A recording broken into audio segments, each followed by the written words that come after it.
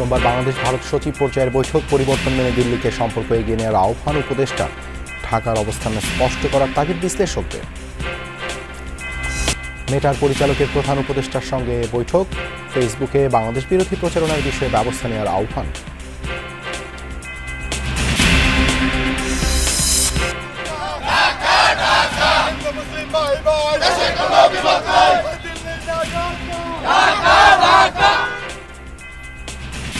ভারতীয় দূতাবাস অভিমুখে বিএনপির ৩ অঙ্গ সংগঠনের পদযাত্রা, সাম্প্রদায়িক সম্প্রীতি নষ্টের ষড়যন্ত্র করছে আওয়ামী লীগ, অভিযোগ তারেক রহমানের। যদি আমাদেরকে সকলকে ঐক্যবদ্ধভাবে পুনর্গঠন করতে হয়, তাহলে এখানে সবচেয়ে বড় ভূমিকা পালন করতে হবে আপনাদেরকে। দেশ ছেড়ে পালানো সিরিয়ার স্বৈরশাসক বাশার আল আসাদ আশ্রয় নিয়েছেন রাশিয়ায়। সিরীয় ভূখণ্ডের বেশ কিছু এলাকায় ইসরায়েলি সেনাদের অনুপ্রবেশ।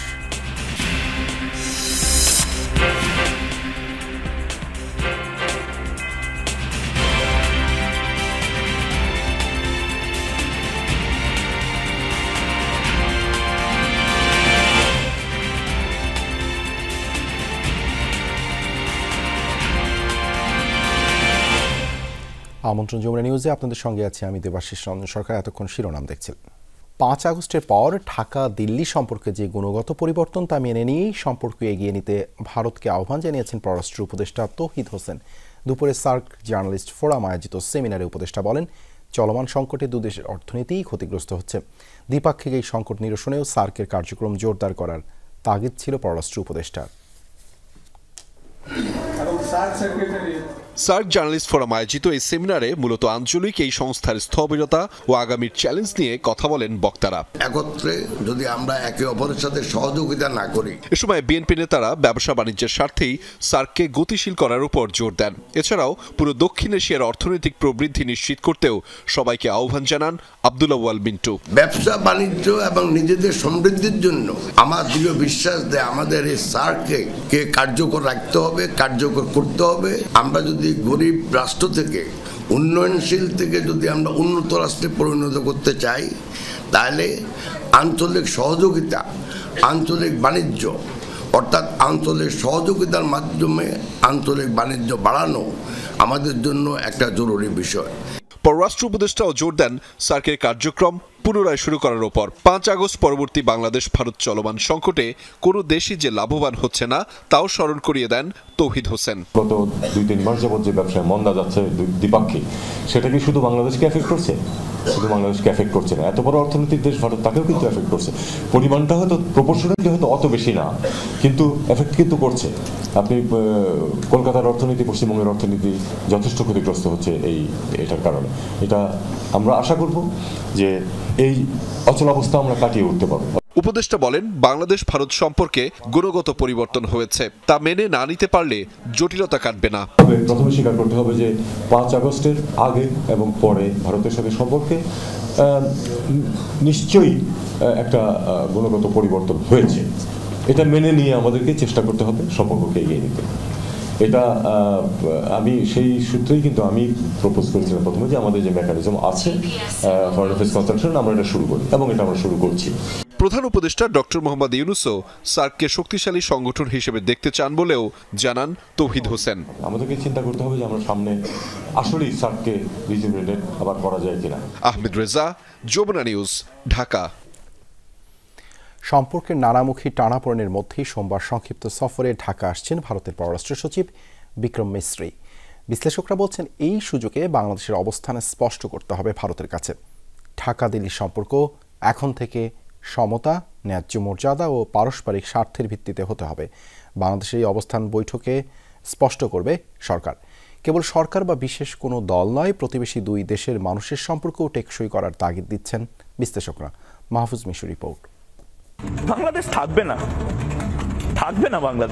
বাংলাদেশ নিয়ে ভারতীয় কিছু গণমাধ্যমের অপপ্রচার চলছে বেশ কিছুদিন ধরেই। ঢাকা দিল্লি এমন টানাপোড়েনে ঘি ঢালে আগরতলায় বাংলাদেশ মিশনে দিনে দুপুরে হামলা ও জাতীয় পতাকা অবমাননার ঘটনা।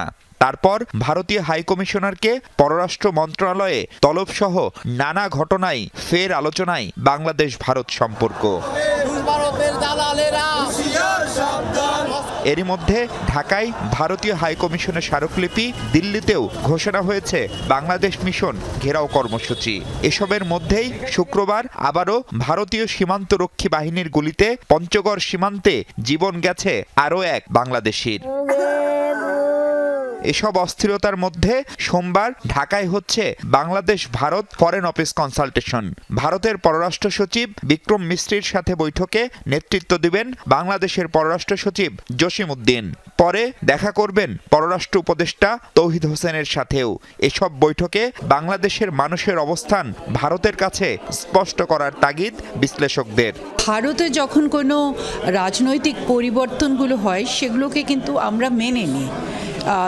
এখানে যখন বাংলাদেশে হয় সেটা ভারত সরকারেরও মেনে নেওয়া উচিত এবং বাংলাদেশের জনগণের যে আকাঙ্ক্ষা সেগুলোকে শ্রদ্ধা করা দরকার। সেটা একটা বড় বার্তা ভারতের কাছে যাওয়া উচিত।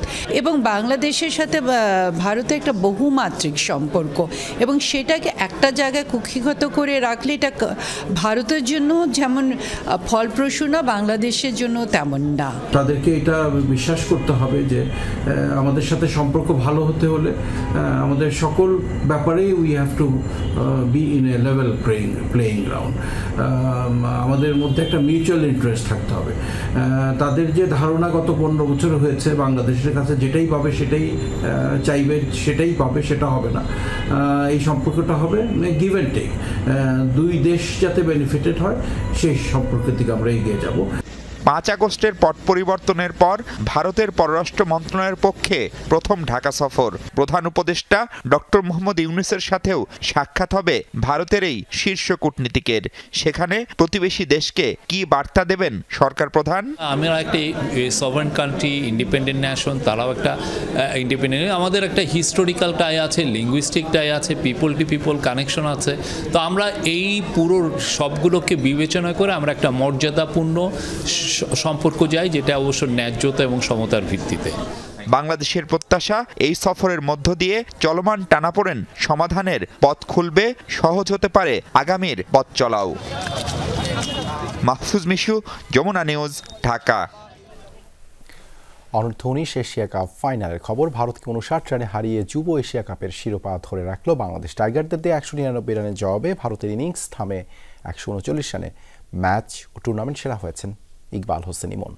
বাংলাদেশ নিয়ে ফেসবুকে বিভ্রান্তিমূলক অপপ্রচার ঠেকাতে মেটাকে ব্যবস্থা নেওয়ার আহ্বান জানিয়েছেন অন্তর্বর্তী সরকারের প্রধান উপদেষ্টা ডক্টর মোহাম্মদ ইউনূস। মেটার মানবাধিকার নীতি বিষয়ক পরিচালক মিরান্ডা সিসন্স প্রধান উপদেষ্টার সঙ্গে সাক্ষাৎ করলে এই আহ্বান জানানো হয়। ডক্টর ইউনূস বলেন, ব্যাপক হারে বিভ্রান্তিমূলক প্রচারণা চলছে এবং বাংলাদেশের ভুক্তভোগী।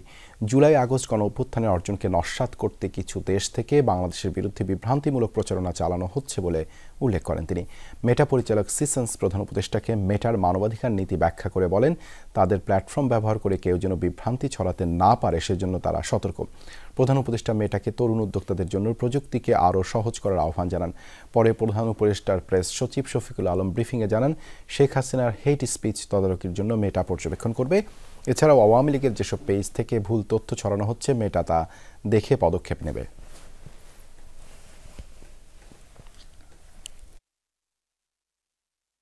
মেটার এখানে থার্ড পার্টি আছে যারা মেটার হয়ে ইনভেস্টিগেট করে, ঠিক আছে, তারা দেখছে যে কোথা থেকে সোর্স অফ মিস ইনফরমেশন কোথা থেকে হয়। আগের গভর্নমেন্ট যেটা করতো সেটা হচ্ছে যে তারা যারা ভালো ইউটিউবার, যারা ভালো ফেসবুকে কমেন্ট করছে কিন্তু তাদের ওয়াইড ফলোইং আছে, তার এগেইনস্টেও তারা অ্যাকশনে যেত। মেটার কাছে এক ধরনের ট্রাস্টের বিষয়টা এখানে। ভারতীয় হাইকমিশন অভিমুখে যৌথ প্রতিবাদী পদযাত্রা করেছে বিএনপির 3 অঙ্গ সংগঠন। পুলিশি বাধার পর প্রতিনিধি দল স্মারকলিপি দেয় হাইকমিশনে, যেখানে বলা হয় ভারতের নিরাপদ আশ্রয়ে থেকে বাংলাদেশের পরিস্থিতি অস্থিতিশীল করার চক্রান্ত করছে শেখ হাসিনা, সেই সাথে পতিত সরকারের পুনর্বাসনে চক্রান্ত করছে ভারতের অতি উগ্রবাদী গোষ্ঠী ও কিছু মিডিয়া। সমতা বজায় রেখে শ্রদ্ধাশীল সম্পর্ক রক্ষায় ভারত সরকারের ভূমিকা প্রত্যাশা করা হয় এই পদযাত্রা থেকে। বিএনপির 3 গুরুত্বপূর্ণ তরুণ সংগঠন, ছাত্রদল, যুবদল, স্বেচ্ছাসেবক দল আগরতলায় বাংলাদেশের সহকারী হাইকমিশনে হামলার প্রতিবাদে এই যৌথ পদযাত্রা শুরু হয় বেলা 11টার পর। নয়াপল্টনে দলের কেন্দ্রীয় কার্যালয়ের সামনে থেকে শুরু হয়ে নাইটিঙ্গেল মোড়, শান্তিনগর, মালিবাগ, মৌচাক, রামপুরা হয়ে এগুতে থাকে প্রতিবাদের এই মিছিল। ভারতীয় আগ্রাসনের অভিযোগে এই পদযাত্রায় যোগ দেয়া বিপুল সংখ্যক নেতাকর্মীর গন্তব্য ছিল নতুন বাজার এলাকায় ভারতীয় দূতাবাস। প্রতিনিধি আসলে তারা সে প্রতিনিধিকে রামপুরা ব্রিজের কাছে এসে পুলিশের বাধার মুখে পড়ে পদযাত্রা। এরপর শান্তিপূর্ণ কর্মসূচি থেকে বিএনপির 3 অঙ্গ সংগঠনের 6 নেতা রওনা হন স্মারকলিপি নিয়ে ভারতীয় হাইকমিশনে। সাম্প্রদায়িক সম্প্রীতি বিনষ্ট করার জন্য তারা চেষ্টা করছে, এগুলো যাতে ভবিষ্যতে বন্ধ হয়, এরকম উস্কানিমূলক বক্তব্য যাতে আর না দেয়, এবং প্রতিবেশী হিসাবে ভারতকে আমরা অস্বীকার করতে পারবো না, কিন্তু অবন্ধুসুলভ আচরণ থেকে তারা যাতে বিরত থাকে। বাংলাদেশি পতাকাকে তারা অবমাননা করেছিল। বাংলাদেশি যে আমাদের রাষ্ট্রদূতরা রয়েছে তাদেরকে ভয়ভীতি দেখিয়ে তারা কক্ষ থেকে বের করে দিয়েছিল। যেটি ভিয়েনা কনভেনশন 1961-এর সুস্পষ্ট লঙ্ঘন 26 দ্বারাই, সেটি আমরা এখানে আমাদের স্মারকলিপিতে সেটি আমরা বলার চেষ্টা করেছি। এর আগে পদযাত্রা পূর্ব সংক্ষিপ্ত সমাবেশে যোগ দেন নেতৃবৃন্দ। অভিযোগ করেন শেখ হাসিনাকে খুশি করতে বাংলাদেশ ঘিরে অস্থিরতা সৃষ্টির পায়তারা করছে ভারত। বাংলাদেশের স্বাধীনতা সার্বভৌমত্বের প্রশ্নে এই ছাত্র দলের লক্ষ লক্ষ নেতা কর্মী সর্বাত্মকভাবে প্রস্তুত হয়েছে। অশান্ত করার জন্য বিভিন্ন তাদের যে মিশন, সেই মিশন বাস্তবায়ন করার চেষ্টা করছে। আমরা ভারতের প্রতি উদাত্ত আহ্বান জানাই, আমরা বন্ধু রাষ্ট্র চাই। প্রভুত্ব সুলভ মনোভাব পোষণ করলে আমরা বরদাস্ত করব না। শেখ হাসিনা বাংলাদেশের মানুষকে বন্দী এবং কৃতদাস করে রেখেছিল। জনগণের প্রবল স্রোতের কাছে হাসিনা পালিয়ে গেলেন। সেই হাসিনাকে ফেরানোর জন্য ভারতের শাসক শ্রেণী যা করছেন সরাসরি আগ্রাসন ছাড়া আর কিছু নয়। পদযাত্রা ও স্মারকলিপি দেওয়ার এই কর্মসূচি থেকে নেতৃবৃন্দ হুঁশিয়ার করেন, সম্প্রীতির বাংলাদেশে যে কোনো উস্কানিতে অস্থিরতা সৃষ্টি প্রতিরোধ করা হবে। বিগত 3 জাতীয় সংসদ নির্বাচনে পতিত সরকারকে সহযোগিতার সমর্থনের অভিযোগ বেশ পুরনো। সাম্প্রতিক সময়েও বাংলাদেশের অভ্যন্তরীণ রাজনীতিতে ভারত হস্তক্ষেপ করছে, সেই অভিযোগ উঠছে ভীষণভাবে।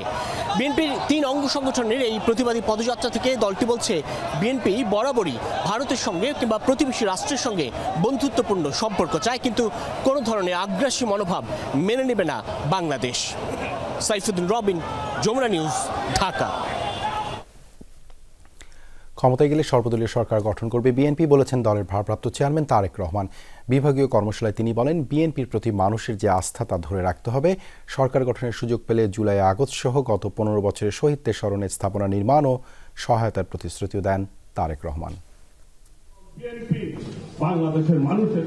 রাষ্ট্র সংস্কারে 31 দফা ও জনসম্পৃক্তি বিষয়ক বিএনপির বিভাগীয় কর্মশালার আয়োজন করা হয় ঢাকা, বরিশাল ও রংপুরে। এতে যোগ দেন জেলা ও বিভাগীয় পর্যায়ের নেতাকর্মীরা।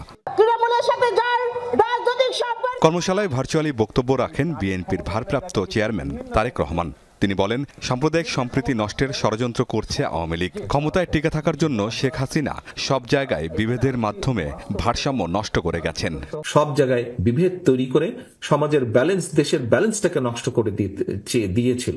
বিএনপি একা পারবে না, আমাদেরকে পারতে হলে সবাইকে সাথে নিয়ে করতে হবে। সেজন্যই কিন্তু আমরা জাতীয় সরকারের কথা বলেছি। আমরা আন্দোলনরত যেই দলগুলো ছিলাম একসাথে আমরা আন্দোলন করেছি। আমরা চাই সকল দলকে নিয়ে এমন একটি সরকার গঠন করতে যেখানে সব মানুষ তাদের মতামত রাখতে পারবেন এবং সকলে মিলে কাজ করতে পারবেন।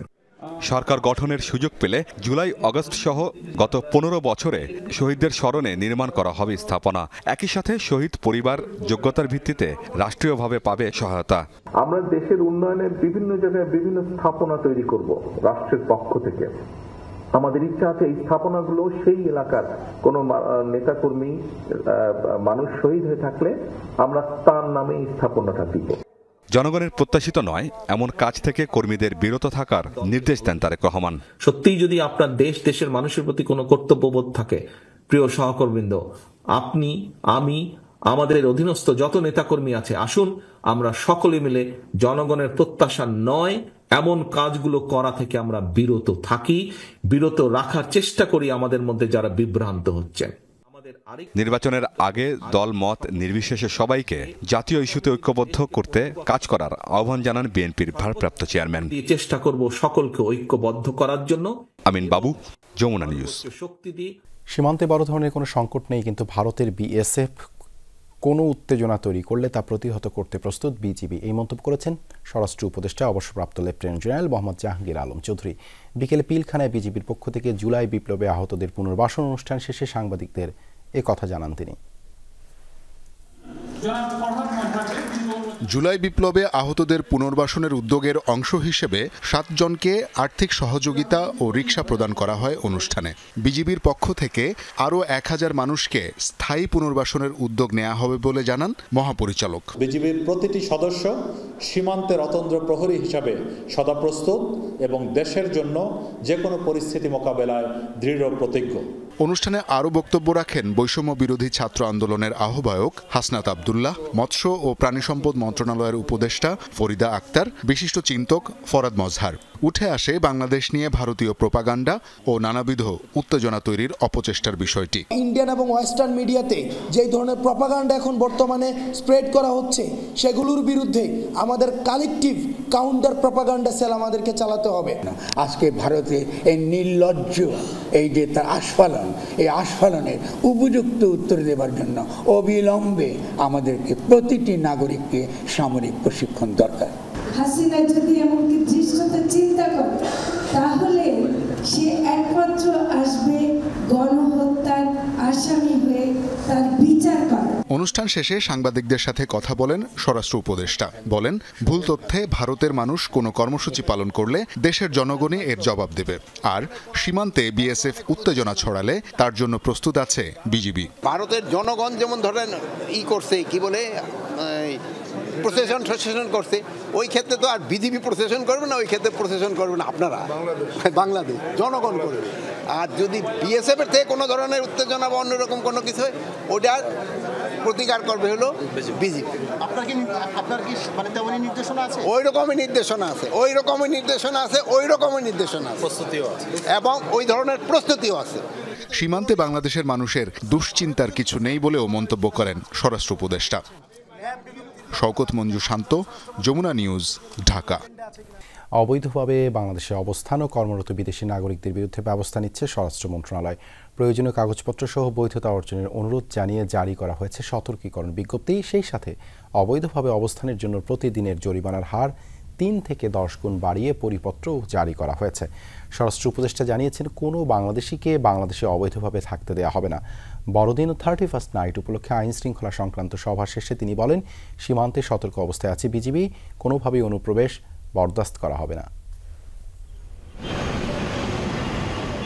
বাংলাদেশে প্রায় 10 লাখ বিদেশি কর্মরত বা অবস্থান করছেন বলে ধারণা করা হয়। এর মধ্যে ভারত, চীন, মিয়ানমার ও আফ্রিকার নাগরিকদের সংখ্যাই বেশি। এ সংক্রান্ত সঠিক কোনো তথ্য নেই স্বরাষ্ট্র মন্ত্রণালয়ে। তবে মন্ত্রণালয়ের তথ্য অনুযায়ী অবৈধ অভিবাসনের অভিযোগে 304 জন ভারতীয় নাগরিক বন্দী আছে বাংলাদেশের কারাগারে। এ অবস্থায় বাংলাদেশে অবৈধভাবে অবস্থানরত বিদেশিদের জন্য সতর্কীকরণ বিজ্ঞপ্তি জারি করেছে স্বরাষ্ট্র মন্ত্রণালয়। অনুরোধ জানানো হয়েছে বৈধতা অর্জনের, এজন্য দিতে হবে প্রয়োজনীয় কাগজপত্র, অন্যথায় মুখোমুখি হতে হবে আইনি ব্যবস্থার, গুনতে হবে জরিমানাও। অবৈধ অবস্থানের প্রথম 15 দিনে 1000 টাকা হারে জরিমানা দিতে হবে প্রতিদিন। এরপর থেকে দিতে হবে 2000 টাকা হারে, আর 90 দিনের বেশি হলে প্রতিদিনের জন্য গুনতে হবে 3000 টাকা জরিমানা। এরপর মামলারও মুখোমুখি হবে অবৈধ অবস্থানকারীরা। তবে 3 মাস ছাড় পাবেন বিদেশি শিক্ষার্থীরা, বেশি হলে জরিমানা দিতে হবে 3000 টাকা। অন্যদিকে বাংলাদেশি বংশোদ্ভূত বিদেশি নাগরিক বা বাংলাদেশি নাগরিকদের বিদেশি স্বামী স্ত্রীর অবৈধ অবস্থানের ক্ষেত্রে জরিমানা দিতে হবে না। অনেক দেশেরই আছে, আমি কোনো দেশের নাম মেনশন করতে চাচ্ছি না, বাট কোনো দেশেরই আমরা এই অবৈধ নাগরিককে বাংলাদেশে থাকতে দিব না। আমরা প্রথমের আগে লিস্টটা পাই, পেয়ে তারপর আবার আমরা কত দিনের মধ্যে করব এটা আপনাদের জানাবো। স্বরাষ্ট্র উপদেষ্টা জানান, কোনো দেশকে টার্গেট করে বিদেশিদের অবৈধ অবস্থানের বিষয়ে সিদ্ধান্ত হয়নি। এ সময় সীমান্তে হত্যাকাণ্ড নিয়েও কথা বলেন তিনি। জানান, সতর্ক অবস্থানে আছে বিজিবি। বর্ডারে কোনো অবৈধ অনুপ্রবেশ কোথাও এবং কোনো সময় বরদাস্ত করা হবে না। সীমান্ত পুরাই অ্যালার্ট। ওই ওরা শুধু সিলেটে নয়, বেনাপোল এবং অন্যান্য ইসেও তারা কী করছে, এইটার কিন্তু প্রতি উত্তর আপনারাই সবচেয়ে বেশি দিতে পারেন। আপনারা সত্যি খবরটা প্রকাশ করে দেন, তাদের যে মিথ্যা যে খবর প্রচার করে ওদের মুখে চুনকালি পড়বে।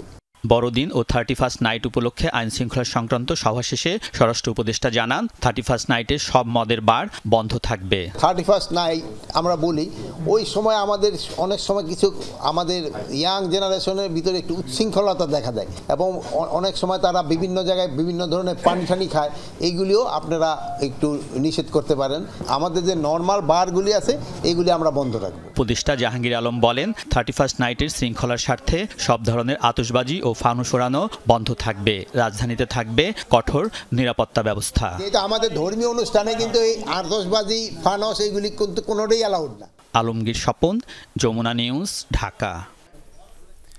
জাতীয় সংসদ নির্বাচন সহ প্রতিটি রাজনৈতিক নির্বাচন নির্দলীয় সরকারের অধীনে চান সাবেক স্থানীয় সরকার প্রতিনিধিরা। যত দ্রুত সম্ভব নির্বাচন দেওয়ার তাগিদও দিয়েছেন তারা। নির্ধারিত সময়ের মধ্যে কাজ শেষ করতে চান নির্বাচন সংস্কার কমিশন, জানিয়েছেন বদিউল আলম মজুমদার। গেল 3টি জাতীয় নির্বাচনের গ্রহণযোগ্যতা নিয়ে রয়েছে ব্যাপক প্রশ্ন। বলা হয় বিনা প্রতিদ্বন্দ্বিতায় নির্বাচন, রাতের ভোট ও ডামি প্রার্থী ছিল ক্ষমতায় যাওয়ার কৌশল, যার বিরোধিতা করে আসছিল বিরোধী সব রাজনৈতিক দল। তুমুল সমালোচনা আছে দেশে এবং বিদেশেও। বাদ যায়নি স্থানীয় সরকার নির্বাচনগুলো। 2009-এর পর 2-1টি ব্যতিক্রম ছাড়া অনুষ্ঠিত কোনো নির্বাচনই কলঙ্কমুক্ত ছিল না।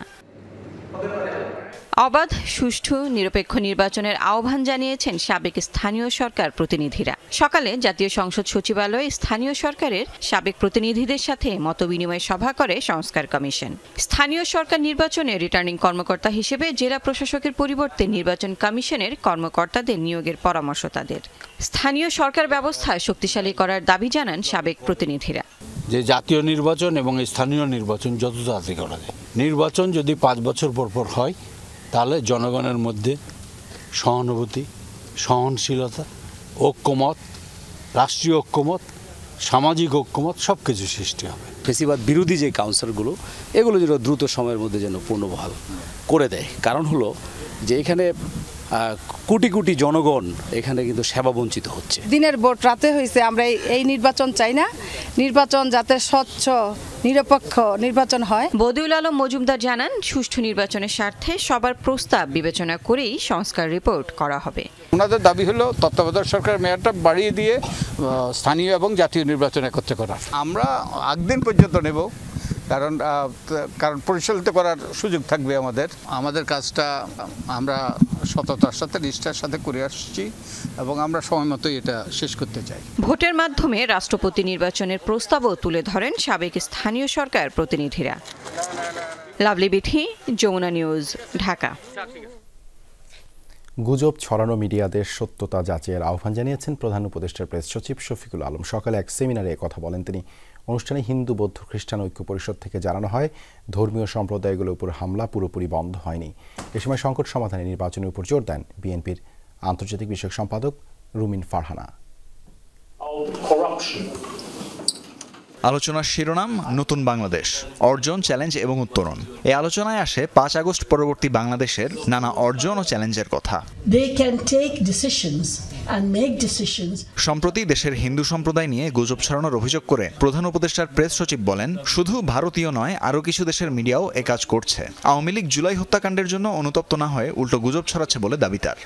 What we have done is that we have invited all of them to visit Bangladesh, meet our people, meet the Hindu leaders, meet the minorities, to see what kind of country Professor Yunus has been leading over the last 4 months. But they are not interested. 5 আগস্টের পর 2010টি হিন্দু সহ আদিবাসী নির্যাতনের ঘটনা ঘটেছে দাবি করে হিন্দু, বৌদ্ধ, খ্রিস্টান ঐক্য পরিষদ জানায় হামলা পুরোপুরি বন্ধ হয়নি। ঘটনাগুলি ঘটেছে, এতে পুরো দেশে একটি ট্রমা, ধর্মীয় সংখ্যালঘুদের উপর একটা ট্রমা বিরাজমান। আমাকে যদি এগুতে হয় এগুলিকে অ্যাড্রেস করতে হবে। নির্বাচন সব সমস্যার সমাধান না হলেও তাছাড়া যে সংকটে সুরাহা হবে না মনে করিয়ে দেন বিএনপির নেতা রুমিন Farhana. Have an election where all the parties can participate, where all the candidates will get the equal chance to participate in the election, where the parties will get the fair chance. নতুন বাংলাদেশে আগের মতো দূষিত রাজনীতি চলবে না উল্লেখ করে নতুন বন্দোবস্ত করার তাগিদ দেন বৈষম্য বিরোধী আন্দোলনের সমন্বয়ক। We saw that okay, she is going to be elected for this time again. নতুন বাংলাদেশ গড়তে কাউকে বাদ নয়, বরং ঐক্যবদ্ধ হয়ে এগিয়ে যাওয়ার প্রশ্নে একমত সেমিনারের আলোচকরা। তানভীর মৌসুম, যমুনা নিউজ, ঢাকা। প্লাস্টিক ব্যবসায়ী হত্যা মামলায় এক নারীকে গ্রেপ্তার করেছে ঢাকা মেট্রোপলিটন পুলিশ। সাবিনা আক্তার নামের ওই নারীকে যশোরের বাঘারপাড়া থানার মির্জাপুর মধ্যপাড়া থেকে গ্রেপ্তার করা হয়েছে। এ সময় নিহতের ব্যবহৃত 2টি মোবাইল ফোন জব্দ করে পুলিশ। গত বুধবার রাজধানী চকবাজারের পোস্তা এলাকায় বাসায় চাকু দিয়ে কেটে খুন করা হয় নজরুল ইসলামকে। পরে মরদেহ উদ্ধার করে চকবাজার মডেল থানা পুলিশ। রাজধানীর চকবাজারের পোস্তা এলাকার নিজ বাসা থেকে উদ্ধার করা হয় ব্যবসায়ী নজরুল ইসলামের মরদেহ। এই ঘটনায় মামলা হলে অনুসন্ধানে নামে চকবাজার থানা পুলিশ। শনিবার ভোরে যশোরের বাঘারপাড়া থেকে সাবিনা আক্তার নামে এক নারীকে গ্রেফতার করা হয়। নিহতের ব্যবহৃত 2টি মোবাইলও উদ্ধার করা হয়। প্রাথমিক জিজ্ঞাসাবাদে হত্যাকাণ্ডে জড়িত থাকার কথা স্বীকার করেছে সে। নজরুল সাবিনাকে পূর্ব পরিচয়ের সূত্র ধরে সাবিনাকে ফোন করে তার বাসায় আসার আমন্ত্রণ জানায়। তো নজরুল তাকে চাকরি দেবে, সেটার কারণে তার সাথে একটা সম্পর্ক সে তৈরি করে। পুলিশ জানায় চাকরি খুঁজতে গিয়ে নজরুল ইসলামের সাথে সাবিনা আক্তারের পরিচয়। এক পর্যায়ে তারা অনৈতিক সম্পর্কে জড়িয়ে পড়ে। 2 ডিসেম্বর রাতে নজরুলের বাসায় হঠাৎই বাকবিতণ্ডার সৃষ্টি হয়। ক্ষিপ্ত নজরুলকে শিলপাটার শিল দিয়ে মাথা ও মুখে গুরুতর আঘাত করে সাবিনা। জ্ঞান হারালে নজরুলকে হাত পা মুখ বেঁধে ধারালো চাকু দিয়ে কেটে আলাদা করে নির্মমভাবে হত্যা করে।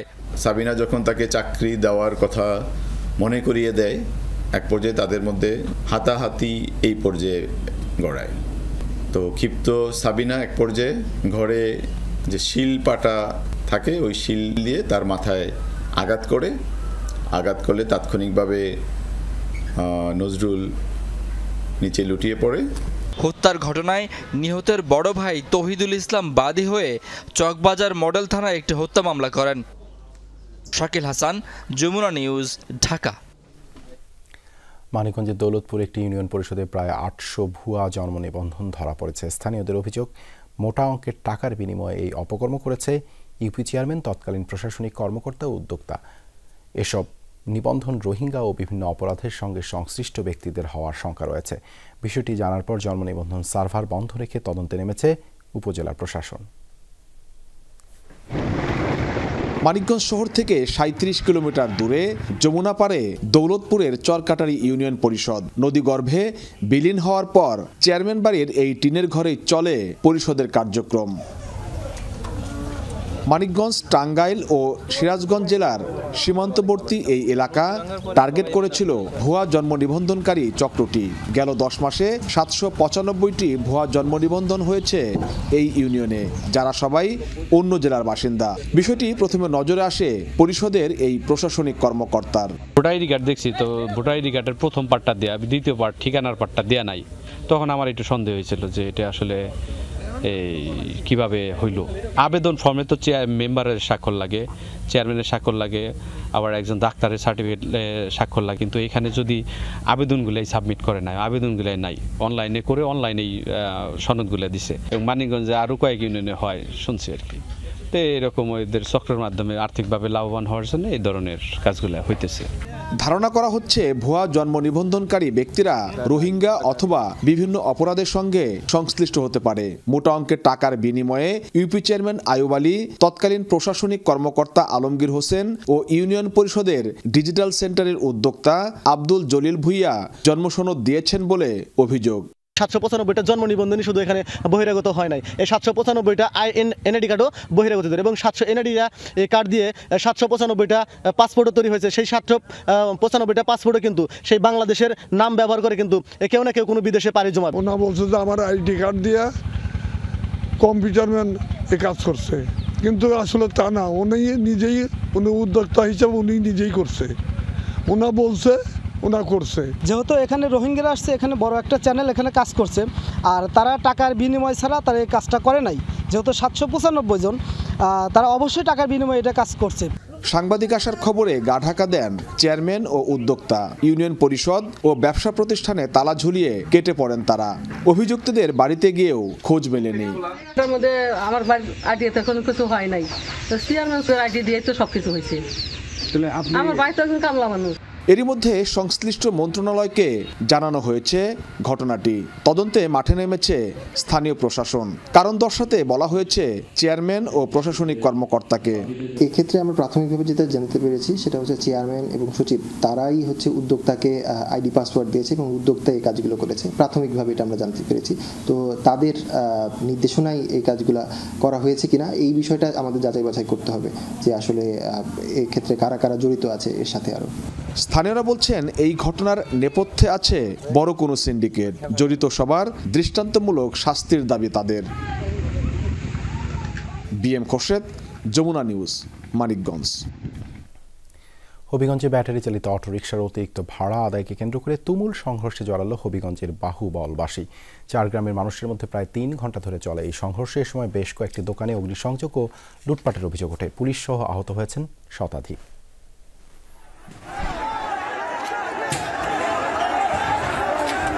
হবিগঞ্জ বাহুবলের মৌচাক এলাকা।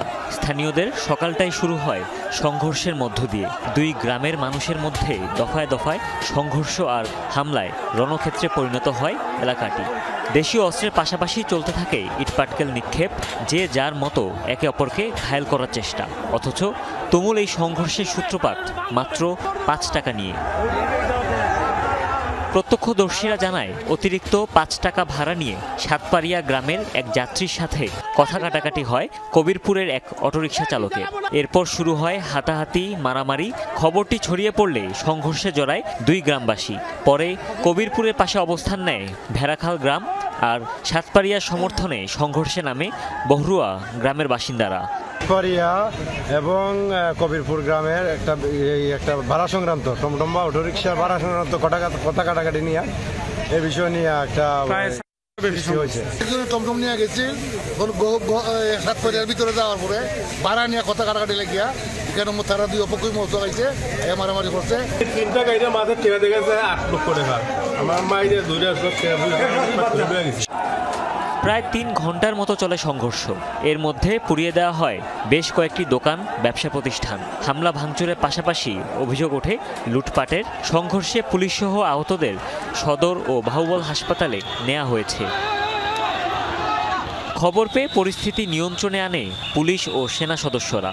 সতর্ক অবস্থানে আইনশৃঙ্খলা বাহিনী। রাস্তার দক্ষিণ পার আর রাস্তার উত্তর পার, এদের মধ্যে উত্তেজনা তৈরি হয়। ছোটোখাটো মানুষজন জড়ো হয়। তারপরে রাস্তাটা বন্ধ ছিল। আমরা সেনাবাহিনীর সহায়তায়, পুলিশ সার্বক্ষণিক ছিল। সংঘর্ষ চলাকালীন বন্ধ থাকে ঢাকা সিলেট মহাসড়কে যানবাহন চলাচল। হুমায়ুন রশিদ, যমুনা নিউজ। যারা রাজধানীর রাস্তায় অহরহ হর্ন বাজিয়ে যাচ্ছেন তারা আসলে কতটা সচেতন? নিজের ক্ষতি তো করছেনই, হর্নে অতিষ্ঠ মানুষের ক্ষতির বিষয়ই বা তাদের ভাষ্য কি? জানাবেন সহকর্মী ফারহানা ন্যান্সি। কারো যেন 10 সেকেন্ড ধৈর্য ধরার সময় নেই। রাজধানী জুড়ে কারণে অকারণে হর্ন বাজানো এখন স্বাভাবিক নিত্য ঘটনা। চালকদের অবশ্য আছে নানা যুক্তি। যত্রতত্র রাস্তা পারাপার আর ট্রাফিক অব্যবস্থাপনাকে দুষছেন তারা। ঠেকায় পুরা বাজাই কেন পরিস্থিতি শিকার। আমার দেহা দিয়ে আবার একজনে বাজাইছে, আবার ওর দেহা দিয়ে আবার আরেকজন বাজাইছে। এই যে মানুষজন যেতে সামনে খাড়ায় রয়েছে, আপনার রিক্সায় মনে করেন যে যেতে চায় না, তো হরেন দিয়ে আর কি বামে চাপায় গাড়ি আউরা করে যায় না, ব্রেক করে বোধহয়। বাঙালি কোনোদিনও কাজ হবে না, মামলা দিতে হবে বেশি করে। অনেকেই জানেন শব্দ দূষণে নিজেরও ক্ষতি হচ্ছে, তবু কখনো অকারণে কখনো স্বভাবজাতভাবে চালকরা হর্ন দিয়েই যাচ্ছেন। আমরা যে হর্নটা ইউজ করি এটা হলো ব্রেনের সমস্যা, কথা বলছেন। অতএব এটা যদি পদক্ষেপ নেয় প্রশাসন ঘোরা ঘোরার থেকে তাহলে এটা ঠিক আছে। কোনোভাবেই কাম্য না এবং সুস্থ মানুষ অহেতুকভাবে হর্ন বাজায় না, ম্যাক্সিমাম মানে না আর কি। হ্যাঁ, আমার মনে হয় অনেকে সচেতন না এই কারণে। শুধু রিস্কের কারণে হয়তো হঠাৎ মঠাৎ একটু দেই, তাছাড়া হর্ন দেওয়ার প্রশ্নই আসে না। অনেক শব্দ দূষণ, খুবই বিরক্তিকর একটা সিচুয়েশন। যারা ভুক্তভোগী তারা নিরুপায়, যেন অনেকটা অজান্তেই মেনে নিয়েছেন এই নগরে এভাবেই চলতে হবে। যেই অবস্থা দেই যে হর্ন মানে মাথা মুথা সব হয়ে যেতে আসছে। রিক্সা দিয়ে যে বিভিন্ন পণ্য মাইকিং, এটা তো চরম শব্দ দূষণে আছে। দেখতে পাচ্ছেন যে গাড়ি জ্যামে আটকে আছে বা কোনো সিগন্যালে আটকে আছে, যে জায়গায় আসলে হর্ন দিয়ে কোনো আদৌ কোনো লাভ হবে না। তারপরও দেখা যায় যে হর্ন দিতে থাকে মানুষ। এখন সরকার থেকে যদি এই বিষয়ে কোনো কিছু পদক্ষেপ নেয় আমাদের জন্য ভালো। বিকট আর অনবরত হর্নের শব্দ দূষণে শ্রবণ শক্তি লোপ সহ নানাবিধ সমস্যায় পড়ছে মানুষ। শব্দ দূষণকারী আর এর শিকার যারা, তারা সবাই চান প্রতিকার। নগরবাসীকে হতে হবে ধৈর্যশীল আর অন্যের অধিকারের ব্যাপারে সচেতন। পাঠানা ন্যান্সি, যমুনা নিউজ, ঢাকা। মিথ্যা মামলার রায় প্রত্যাহারের দাবিতে সংবাদ সম্মেলন করেছেন কুয়েতের এক প্রবাসী বাংলাদেশি। ভুক্তভোগী ওই প্রবাসীর নাম শেখ মোহাম্মদ ফজলুল করিম টুটুল। অভিযোগ, সন্ত্রাসীদের চাঁদা দেয়ায় অস্বীকৃতি জানালে তার ছেলে মোহাম্মদ মেহেদি হাসান রাজার উপর হামলা চালানো হয়। এই বিষয়ে আইন শৃঙ্খলা বাহিনীর শরণাপন্ন হলে উল্টো মিথ্যে মামলায় ফাঁসানো হয় তাকে। দেয়া হয় যাবজ্জীবন কারাদণ্ড। এই ভুয়া মামলার রায় প্রত্যাহার ও সুষ্ঠু তদন্তের দাবিতে সংবাদ সম্মেলন করেন কুয়েত প্রবাসী টুটুল। এ বিষয়ে তিনি কুয়েতের বাংলাদেশি দূতাবাস থেকে শুরু করে পররাষ্ট্র মন্ত্রণালয়ের কাছে অনুলিপি প্রদান করেছেন। প্রশাসনের কাছে করেছেন সাহায্যের জোর আবেদন। আসন্ন মহান বিজয় দিবস উপলক্ষে সংযুক্ত আরব আমিরাতে আয়োজন করা হয়েছে গোল্ড কাপ ফুটবল টুর্নামেন্ট। এতে অংশ নেয়া দুবাইতে বসবাসরত বিভিন্ন পেশার প্রবাসী বাংলাদেশিরা। দেশটির 10টি দলের অংশগ্রহণে চতুর্থবারের মতো আয়োজিত হয় এই আসর। আয়োজন করে বাংলাদেশি তরুণ প্রবাসী সংগঠন দুবাই ইন্টারন্যাশনাল ক্লাব। প্রতি বছরের মতো সংযুক্ত আরব আমিরাতে অনুষ্ঠিত হলো গোল্ড কাপ ফুটবল টুর্নামেন্টের মহান বিজয় দিবস উপলক্ষে মাসব্যাপী চলে এই আয়োজন। দেশটিতে বসবাসরত বিভিন্ন শ্রেণী পেশার প্রবাসীদের অংশগ্রহণে 10টি দলের মধ্যে চলে এই টুর্নামেন্ট। মোট পয়েন্টের ভিত্তিতে অনুষ্ঠিত হয় ফাইনাল খেলা। আমাদের এই তরুণ ভাইয়েরা এই অবসর সময়ে যে খেলার প্রতি তারা ধাবিত হচ্ছে, এইটা আমাদের বাংলাদেশি ভাইদের জন্য অনেক গর্বের। বাংলাদেশে যারা ছোট বাচ্চা এবং ছোট ছেলেরা এবং বিভিন্ন নেশাগ্রস্ত বিভিন্ন কিছুর মধ্যে আসক্ত হয়ে যাচ্ছে। আমরা সবাই যারা প্রবাসী এখানে আছি, আমরা বিভিন্ন অনুষ্ঠানে বিভিন্ন খেলাধুলায় ছেলেদেরকে বাচ্চাদেরকে আমরা উৎসাহিত করব। অনুষ্ঠানে প্রধান অতিথি ছিলেন বাংলাদেশ সমিতির শারজার সহসভাপতি শাহাদাত হোসেন। টুর্নামেন্টটির সভাপতিত্ব করেন মোহাম্মদ শাহজাহান। বিশেষ অতিথি ছিলেন এনামুদ্দিন রুবেল, আরিফউদ্দিন আব্দুর রহিম ও মোহাম্মদ এরশাদ। এছাড়াও সুষ্ঠুভাবে খেলা পরিচালনার জন্য মাঠে উপস্থিত ছিলেন 3 জন আম্পায়ার। এটা চতুর্থবারের মতো টুর্নামেন্ট আমরা প্রতি বছর দিয়ে থাকি। এটা আসলে প্রবাসের মাটিতে এটা আসলে অনেকটা রিয়ার, এটা অনেক টাফ হয় আমাদের জন্য। তারপর আমরা চেষ্টা করি আপনার দুবাইতে বাংলাদেশের যত প্লেয়ার আছে তাদেরকে নিয়ে আমরা একটা আয়োজন করার জন্য। আনন্দ উত্তেজনার মধ্যে দিয়ে এই আয়োজনটি উপভোগ করেন আমিরাতের প্রবাসী বাংলাদেশিরা। ভবিষ্যতে বড় পরিসরে এ ধরনের আয়োজনের আহ্বান জানান তারা। মেহেদি রুবেল, যমুনা নিউজ, সংযুক্ত আরব আমিরাত। দেশ ছেড়ে পালানো সিরিয়ার স্বৈরশাসক বাশার আল আসাদ রাশিয়ার রাজনৈতিক আশ্রয় নিয়েছেন, এমন দাবি করেছে রুশ গণমাধ্যমগুলো। বলা হচ্ছে সপরিবারে মস্কোতে পৌঁছেছেন বাশার আল আসাদ। মানবিক কারণে তাকে ও তার পরিবারের সদস্যদের রাজনৈতিক আশ্রয় দিয়েছেন ক্রেমলিন, দাবি রাশিয়ার রাষ্ট্রীয় বার্তা সংস্থার। শনিবার রাজধানী দামেস্কের প্রাসাদ ছেড়ে পশ্চিমাঞ্চলীয় লাতাকিয়া শহরে যান আসাদ। সেখান থেকে রোববার রুশ বিমান ঘাঁটি থেকে মস্কোর উদ্দেশ্যে উড়াল দেন তিনি। এর আগে বিদ্রোহীদের উত্থানে দীর্ঘ 24 বছরের শাসনের অবসান হয় বাশার আল আসাদের। ধারণা করা হচ্ছিল পতনের পর মিত্রদেশ রাশিয়া কিংবা ইরানে আশ্রয় নিতে পারেন তিনি। গেল সপ্তাহে বিদ্রোহীদের সাথে সংঘর্ষ শুরু হলে মস্কোয় রুশ প্রেসিডেন্টের সাথে সাক্ষাৎ করেন বাশার আল আসাদ। বাশার আল আসাদের পতনের পর সিরীয় ভূখণ্ডের বেশ কিছু এলাকায় অনুপ্রবেশ করেছে ইসরায়েলি সেনারা। টেলিগ্রামে এক বিবৃতিতে এ তথ্য জানিয়েছে তেল আবিব।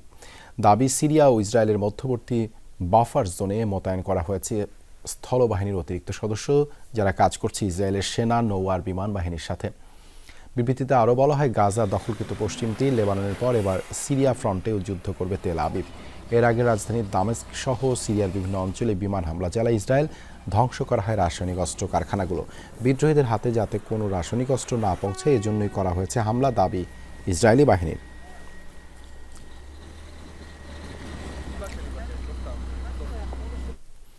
বিদ্রোহীদের আক্রমণের মুখে সিরিয়ার স্বৈরশাসক বাশার আল আসাদ পালিয়ে যাওয়ায় রাজধানী দামেস্কে এখন সাধারণ মানুষের বাঁধ ভাঙা উচ্ছ্বাস।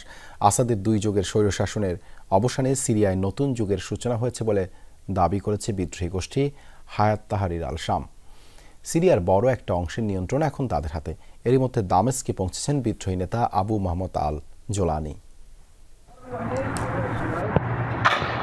বিদ্রোহী গোষ্ঠী হায়াত তাহরির আল শামের দামেস্ক দখলের ঠিক পরের দৃশ্য এটি। রাজধানীর দার আল শিফা হাসপাতালে টাঙিয়ে রাখা আসাদের ছবির প্রতি ক্ষোভ ঝাড়ছেন এক সাধারণ সিরীয় নাগরিক। রোববার ভোরে বিদ্রোহী গোষ্ঠী HTS দামেস্কে প্রবেশের পর থেকেই আনন্দে ভাসছেন সিরীয়রা। সেনা বিদ্রোহীদের লড়াইয়ে বাস্তুচ্যুতরাও ঘরে ফিরছেন একে একে। 24 বছরের স্বৈর শাসনের পতনে বাঁধ ভাঙা আনন্দ তাদের মাঝে। অদ্ভুত এক প্রশান্তি পাচ্ছি। কখনো ভাবিনি ঘুম থেকে উঠে এমন সকালও দেখব। গণতন্ত্র ও স্বাধীনতার নামে অর্ধশত বছরের বেশি সময় ধরে নিরীহ মানুষ হত্যা করেছেন বাশার, আজ তার পতন হলো। এত বছরের বয়ে বেড়ানো বোঝা যেন নেমে গেল। আজ দামেস্ক সহ গোটা দেশ স্বৈরশাসন থেকে মুক্ত। সিরিয়াকে আরো শক্তিশালী বানাবো আমরা। আল্লাহ সিরিয়ার মঙ্গল করুক। বৃহস্পতি ও শুক্রবার কৌশলগত গুরুত্বপূর্ণ দুই শহর হামা ও হোমসের নিয়ন্ত্রণ নেয় বিদ্রোহী গোষ্ঠী তাহরির আল শাম। রোববার ভোরে একদম বিনা বাধাতেই দখল করে রাজধানী দামেস্ক। তাদের অপ্রতিরোধ্য বাধার মুখে পিছু হটতে বাধ্য হয় সিরীয় সেনারা। বাশারের 2 যুগের রাজত্বের অবসানে সিরিয়ায় নতুন যুগের সূচনা হয়েছে বলে দাবি হায়াত তাহরির আল শামের। স্বৈরাচার আসাদের পতন হয়েছে, সিরিয়া মুক্ত হয়েছে। বিনা অপরাধে যাদের বন্দী করে রেখেছিল তাদের কারাগার থেকে মুক্তি দেয়া হয়েছে। মুজাহিদ ভাই বোনদের অনুরোধ করব, দেশের সম্পদের রক্ষণাবেক্ষণ করুন। আল্লাহ সিরিয়ার সহায় হন। বাশার আল আসাদ পালালেও দেশ না ছাড়ার ঘোষণা দিয়েছেন সিরিয়ার প্রধানমন্ত্রী মোহাম্মদ গাজী আল জালালি। এক ভিডিও বার্তায় তিনি জানিয়েছেন জনগণের বাছাইকৃত প্রতিনিধিদের সাথে এক হয়ে কাজ করবেন। তাজরিয়ান সোবহান, যমুনা নিউজ। এই ছিল যমুনা নিউজে এতক্ষণ সাথে থাকার জন্য ধন্যবাদ সবাইকে।